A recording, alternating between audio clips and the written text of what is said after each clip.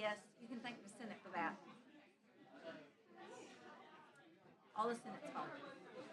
All the Senate's fault. Gaming killed it last year. It was on the calendar the last day to pass. So we'll just continue to waste our time doing stuff we did last year. Okay? Yes. So you're back on that. Yes. Very good. Good.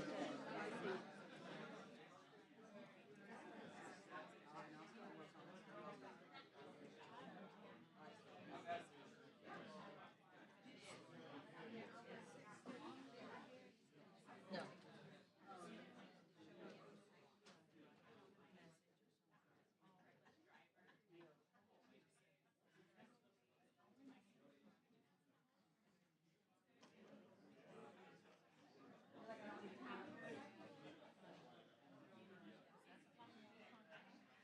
Well, that's good. We call that job security. I'm good, babe. How are you? Good.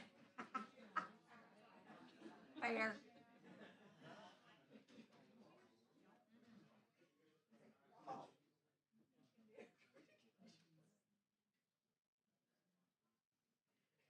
I'm telling you.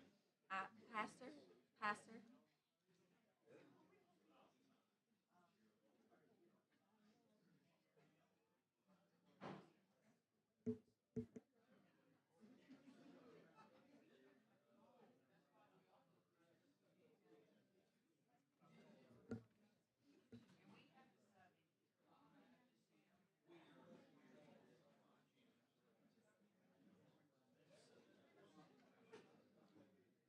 I don't think.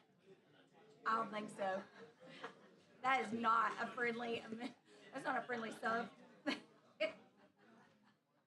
Let's go.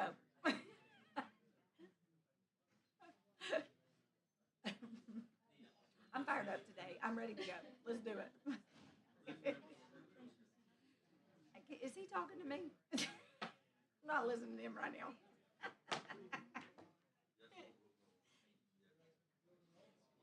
You all think you're funny. You're not. It's an automatic no.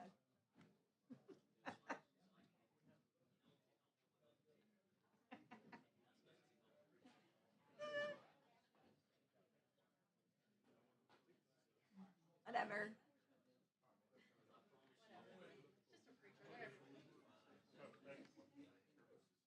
Ask Susan for that.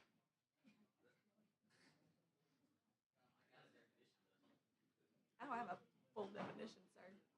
Did you read the bill?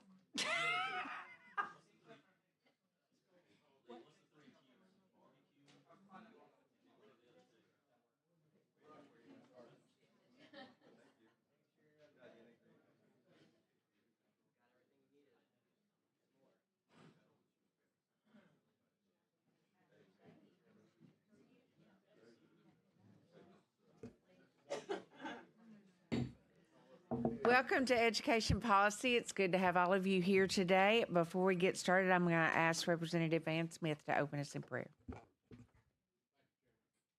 would tell you I'm going to turn my mic on in a minute. Had a friend at church. He was very quiet spoken, and he was having the prayer before the offertory, and they said, "We can't hear you." And he said, "Well, I wasn't talking."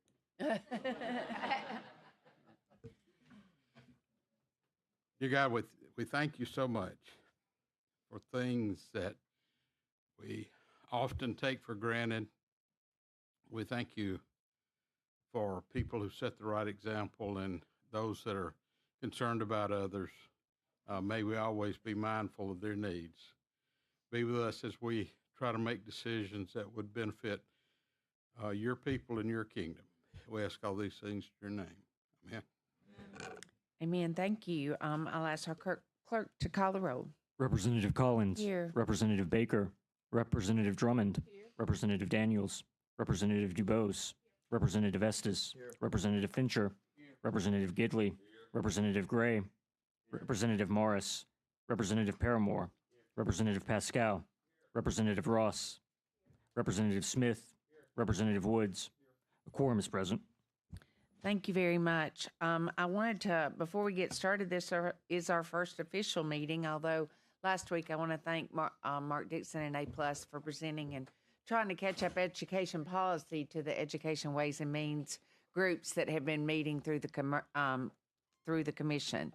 So thank you very much. And I'll remind you, if you have a cell phone, please silence it, that all questions will come through the chair. And if you're speaking on the committee, if you'll turn your mic on in front of you, that would be great. And I ask anybody that's working with their bills that we're going to have on our agenda that you try to get all subs or amendments to us on Friday before that meeting. There are always extenuating circumstances, but let's really work to do that.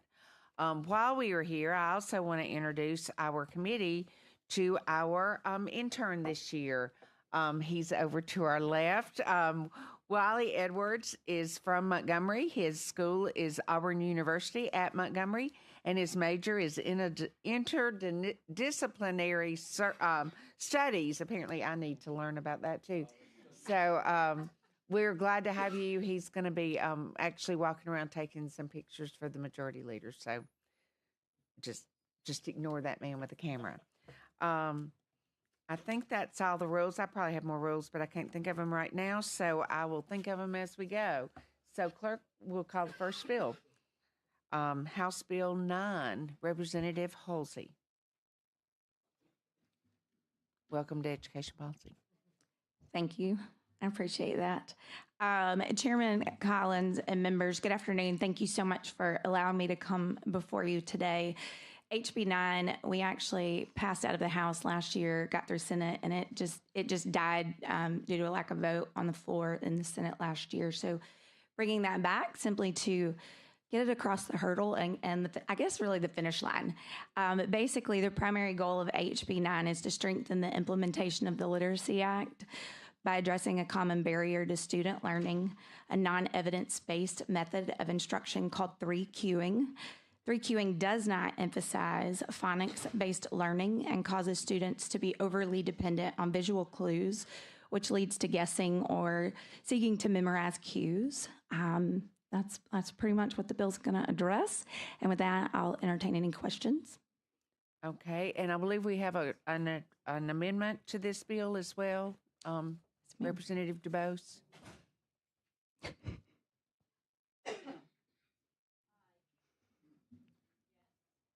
Thank you. I have an amendment to the bill. We are going to replace line 71 on page 3 with the following, beginning with the 2025-2026 school year. And then we're going to replace line 74 on page 3 with the following, education, the literature, the legislature, and the public of that violation. And then we're going to replace line 89 on page 4 with the following, cues, period, beginning with the 2025-2026 school year, these. And then finally, we're going to replace line 93 on page 4 with the following, board shall notify the educator preparation program, the legislature, and the public. I want to just remind everybody, too, that the year was just an update from last year's bill that got omitted accidentally. Right. And the other two pieces were actually in the bill and are back by popular demand. So do I hear a second? Second by Representative Pascal. Any questions about the amendment for the sponsor or the committee member? All in favor, say aye. Aye. Any opposed? The bill is amended. Are there any questions about the amended bill for Representative Hulsey? I think we explained this pretty well last year, and so I think at least our committee is very familiar with it. It is very dangerous as far as interfering almost with how children learn to read. So I appreciate you bringing this bill. Do I hear a motion to give a favorable report by Representative Estes? Second by Representative DuBose. Any other questions or comments? All in favor, say aye. Aye. Any opposed? And H Bill 9 is given a favorable report. Thank you very much. Thank you, Chairman. Thank you, committee members. And now we have our second bill on our agenda, which is House Bill 102 by our newest very own member, Representative Gina Ross.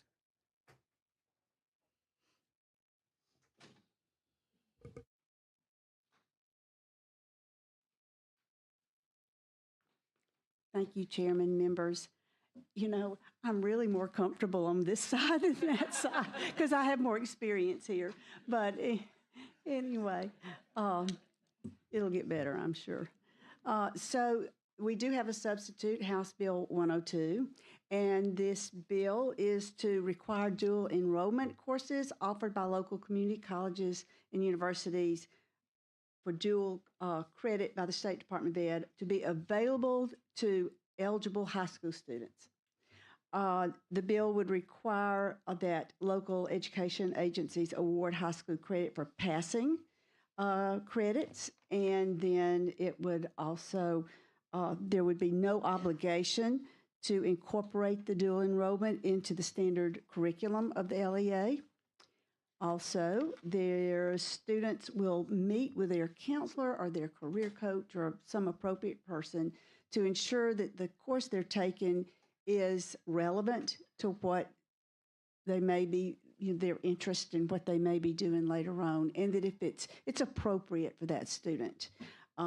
So the LEA would not be financially responsible for this course.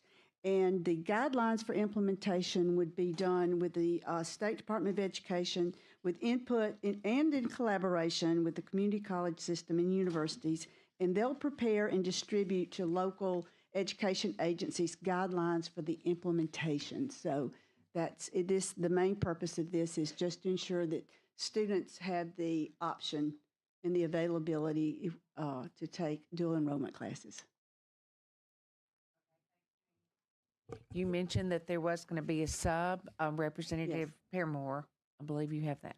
Yes, Madam Chair, and with the assistance of the bill sponsor, the sub basically includes language that incorporates the four-year colleges and universities in the state in the dual enrollment process. So that's pretty much it in a nutshell. But there was so many spots to do that. Doing an amendment would have been just as long as a sub. So that's the only difference in the bill that was introduced and the bill that the sponsor is talking about today. Thank you, and I appreciate them getting it to us by last Friday, and it's in the back of your folder if you're looking for it. I'll take that as a motion to adopt the sub. To adopt the sub. Thank you very much. Do I hear a second? Representative Gidley is a second. Any discussion about the substitute or the bill? Representative Woods. Really just a comment on the bill itself. My understanding is that dual enrollment is growing at almost 20% year over year for the last several years across the state. So I think this is a fantastic benefit for students and families financially and for their academic career. I appreciate you bringing the bill at the appropriate time. I'd love to make the motion. Representative Smith.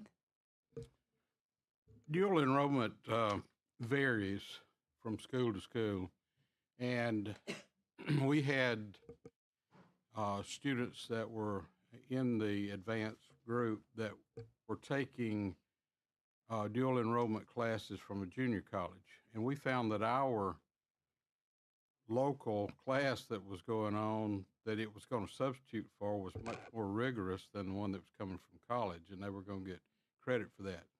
What kind of standard are we going to have that holds each one of these colleges to a standard that would be, I think, at an advanced level or at a level that would be appropriate? Well, I don't know that is what's being considered in this bill. I think that is absolutely something, of concern if that's happening at some of these places. But this is just to expand the opportunity, the options to be able to take it. But I would not know how to address the standard. We have someone from the community college system here. If Yes. Boone, or if someone would like to come, Sure, tell us who thank you. you are and help us answer that question. Thank you for asking, Representative Smith. Well, good afternoon. My name is Neil Scott. I serve as the Vice Chancellor for Student Success at the Alabama Community College System. I'm joined by my colleague, Tessa Brown, who is the Assistant Director for Enrollment Management for Early College Programs. So I think this is a really important question. I appreciate you bringing it up. First of all, we would want our K-12 partners to be able to feel free to approach the college and say, hey, we want to make sure that this program, that this course is up to the level that we expect our students to be able to participate in. All of our colleges are, with the exception of one, which is going through the process right now, are regionally accredited by SAC-COC. So there is a certain level of expectation and standardization that is happening within the classrooms there to ensure that what is intended to be taught in those courses are in fact being taught. So that's one level. But then, of course, the secondary component of that is what I just mentioned. We want to make sure that our high school partners have the opportunity to bring awareness to any of those issues or questions. All right. Kind of to further the scenario I was giving you, when we moved from one school to a four-year institution for our advanced or those courses that they could take, the cost became prohibitive. So is there going to be the ability to kind of standardize this cost so that the child that's in Autauga County and the child that's in Chilton County, since those are my two, that they're comparable? Well, if the student if the student is going to be taking the class at the community college, of course, our state legislature has been so supportive in providing the workforce grant that provides scholarships for so many of Alabama's high school students to be able to participate in dual enrollment. So in that way, there are scholarships available for so many of those, particularly career technical education programs. At the 4 years, I think that is left up to the college to determine whether or not they want to, left up to the university to determine if they want to offer scholarships for dual enrollment courses. The last question, I know some of our schools are very rural, and if they're going to take these on campus, is this something that's going to be left for virtual? Is it going to be a teacher who maybe is employed by that school system? I know these are procedural type things, but I think there's a tremendous amount of structure that needs to go along with this. I like the bill, but I do think we need to make sure that everything is structured where every young person gets the same opportunity, no matter whether the cost or the rigorousness of the class. That's right. As you said, yes, these are procedural, but they are important. And of course, our students, this bill would allow students and parents to come to their high school with a request to participate in dual enrollment. And so if the student and family are seeing an opportunity to advance their future career and their academic experience by doing dual enrollment, it's going to come in the form of a request. So the student, in many cases, will have already had to think through, am I going to be able to get to the college to be able to take this class? If it's not available online, can I get there? If it is available online, do I have broadband internet to be able to participate? And of course, our colleges are working hard to make sure that they are providing as many opportunities to these students as possible. And in so many of even our rural classroom situations, our colleges are sending instructors to the local high school to teach some of those classes, or they are identifying faculty within the high school who have the credentials to teach that class. So we're really, really spreading that love as much as we can. Yes, thank you. Thank you, Representative Smith. Thank you for answering our questions. I appreciate that very much. Representative Estes. I guess in an effort to oversimplify, to make sure I understand, is all we're doing today, this is all about accessibility. That's simply what we're doing. And it's going to be up to the State Department of Education and the two levels of higher ed to collaborate and come up with a structure and put the meat on the bone, so to say. But all we're doing is creating accessibility. That's correct. Okay, thank you. Representative Drummond.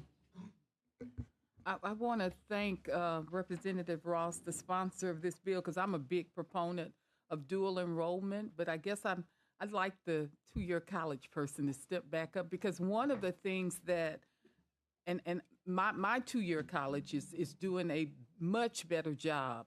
There are so many of our children that don't know that this opportunity is available to them. And so I want to encourage the two-year colleges as well as the four-year colleges to, I don't know what kind of marketing plan you can put in place, because I am one of those legislators. Every time I go into my high school, I'm going, are you in dual enrollment? And they look at me like, like I'm a rap song or something. I don't know. But I like this program and anything that we can do. I think this is one of the things that we've done well in the education realm in the state of Alabama, be it rural, urban, or whoever. But I just find that so many of the students who fit into the criteria don't know the program exists. Somehow it gets into the baccalaureate, or I have to be a super, super smart kid to be able to take advantage of this program. And so I really would encourage us to do a better job of marketing the program to all of the students as well as their parents. Thank you for saying that, and that is certainly on our agenda to maximize that marketing. This bill, I think, is an important first step to that, because across the state there are so many students who may attend a high school who they just don't participate in dual enrollment with the local community college, and so it limits the ability to really push out that marketing and have that word spread in a maximized sort of way, because right now not every student has access to that, depending on what high school they go to. And the comment that came out just a moment ago, this is a matter of accessibility. So as accessibility grows, certainly the marketing capacity grows. But we do want to make sure that that even in those schools who maybe have had dual enrollment agreements for a long time, if there are students who have somehow missed that memo, they are unaware of it, we want to know who they are, and we want to make sure that we have the opportunity to work with them to get them on the road toward an advanced degree earlier on. Well, and let me just say this, because I know that we need workers in Alabama, and I'm all for workforce development, but the kids know more about those signature programs for workforce development, and they don't know a whole lot about dual enrollment. All of our children, I know that they're not all geared to go to a 2-year or a 4-year institution, but a lot of them are. And I just would like us to sort of put a lot more focus on this program, because this is one that is really working. We'll put a pin in that. Thank you. Thank you. And since we've heard from the community college level, I would like to ask Gordon Stone if he would like to come and speak and answer the questions for the 4-year for the university level. Well, thank you, Chair Lady. And thank you, Ms. Ross, for bringing this, and Mr. Paramore for the amendment, and for the collaboration between our colleagues to make sure that this is open to all levels of 4-year, to have the opportunity to allow the young folks the privilege of choosing and selecting. And obviously there are geographic concerns that go into every narrative. But one of the things that I would want to reassure Mr. Smith about is that many of our 4-year institutions are very excited about the opportunity to compete at a both a financial level, as well as have the opportunity to market into the classrooms, as was asked earlier about marketing.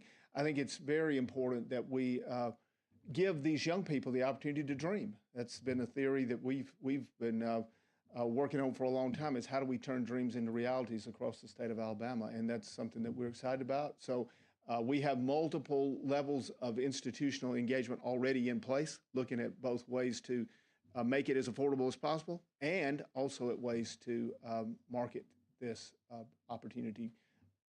So if there are any other questions, I'll be glad to try to answer them. But those are 2 questions that were asked that I know for a fact. I was speaking to a group at one of our institutions on a Saturday a few weeks ago, and they pulled out a flyer that they had put together just for dual enrollment to share with high schools all across their region. So I've seen that firsthand. Thank you. I Sure. appreciate it. Representative Gidley? Yeah, and I'm not going to say a whole lot. I just want to echo, too, what everybody said, that I've been personally involved in watching what dual enrollment can do, what a leg up it gives our students. Many of them graduate high school sometimes with a dual certificate because they've had this opportunity. So dual enrollment is an extremely great opportunity to propel our students to work into the workforce, into future education and whatever. So I'm glad that we're doing this, because I know there were some high schools that did not allow and did not offer that. And I think the fact that now that they will be required to do that is extremely important, and it's a tremendous up for our students and for their educational opportunities and workforce opportunities as well. So, Collins, also one other point, just one of my colleagues just reminded me, we also want to make sure that that language in the ETF does allow us to have the flexibility to be competitive in dual enrollment, because there have been at times where there have been narrative about, you know, how we make it as affordable as possible, and we want to make sure that we have that flexibility so our campuses can work with that. So I think it's been fixed this year, but we want to make sure that's the case. So didn't want to not have a group of legislators reminded of that fact, that is important to us too. Well, we 'cause that appreciate allows how us- well y'all watch that budget so Well, that we that don't let little allows things us- skip That through allows there. us to do what Ms. Smith is asking us to do. So thank you. Thank you. Are there any other questions about the sub? We have a motion and a second. All in favor of adopting the sub, say aye. Aye. Any opposed? The sub is adopted, and I believe Representative Woods Motion to approve. made a motion. Do I hear a second? Second by Representative Estes. Any other discussion about the bill as subbed? All in favor, say aye. Aye. Any opposed?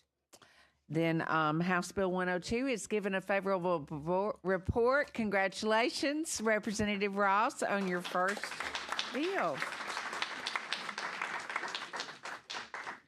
I want to thank everybody for being here. We'll continue to work hard through our issues, and we are adjourned.